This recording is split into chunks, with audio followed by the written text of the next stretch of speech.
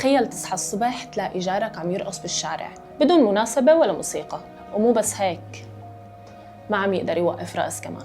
وبعد ساعات ببلش ينضم له ناس جداد، وبتصير الساحة مليانة بأشخاص عم يرقصوا بدون سبب.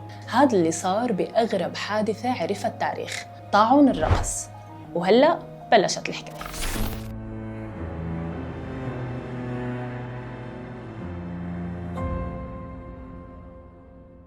نرجع لسنة 1518 بمدينة ستراسبورغ بفرنسا. هاي المدينة ما كانت مدينة هادية أبداً، هدول الناس كانوا عايشين تحت ضغط كتير كبير.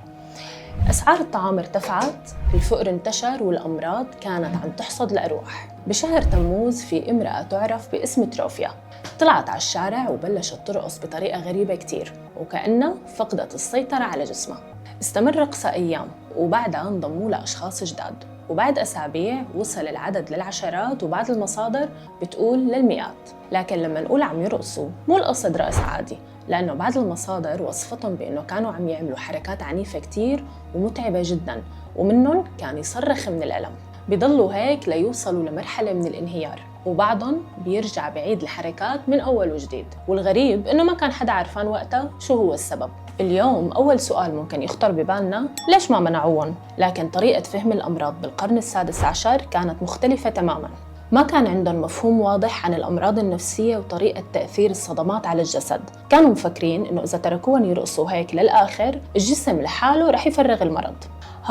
طيب شو عملوا؟ أنا بخبركم. جهزوا أماكن مخصصة للرقص، واستدعوا موسيقيين، وسمحوا للمصابين بالتجمع لحتى يرقصوا على كيفهم. بس المفاجأة إنهم ما استفادوا شيء، وظلت حالات الرقص مستمرة، وبلشوا بعض الأشخاص يعانوا من التعب والإرهاق والسقوط بسبب الحركة اللي ما كانت عم توقف. ووقتها قالوا خلينا نجرب حل تاني، فسكروا أماكن الرقص ومنعوا التجمعات ونقلوا المصابين لأماكن دينية، لأنهم توقعوا إنه الموضوع ممكن يكون روحاني.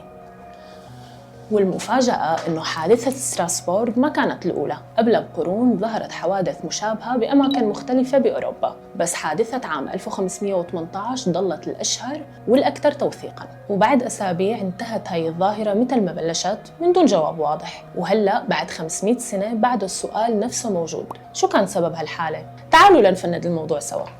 النظرية الأولى هي تأثيرات عصبية بسبب فطر اسمه الإيرغوت. توقعوا إنه الناس المصابين فيها أكلوا حبوب مصابة بهذا الفطر، ومنها صار عندهم هاي التأثيرات. أما النظرية الثانية فهي الجانب الديني. اعتقدوا إنه بعض المصابين ملعونين من القديس فيتوس، لهيك بعتوهم للأماكن الدينية ليتعالجوا. أما النظرية الثالثة والأخيرة وهي الأكثر ترجيح، المرض النفسي الجماعي. تخيل مجتمع كامل عم بيعيشوا أعراض نفسية كبيرة وقاسية، هاد كله كان عم يظهر عندهم بأعراض جسدية. يعني من الآخر الجماعة كانوا عم يتفششوا بالرأس. والمؤرخ الأمريكي جون ويلر بيعتبر إنه هذا هو تفسير الأصح.